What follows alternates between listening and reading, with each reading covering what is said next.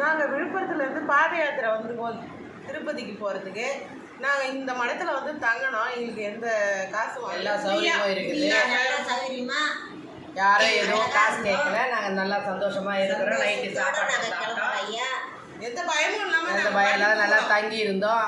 எந்த குறையும் இல்லை. இப்போ காலையில் நாங்கள் புறப்படுறோம். நாங்கள் நிறைய இருந்துட்டு போகிறோம். மொத்தம் எத்தனை பேர் வந்தீங்க? 50 பேர்.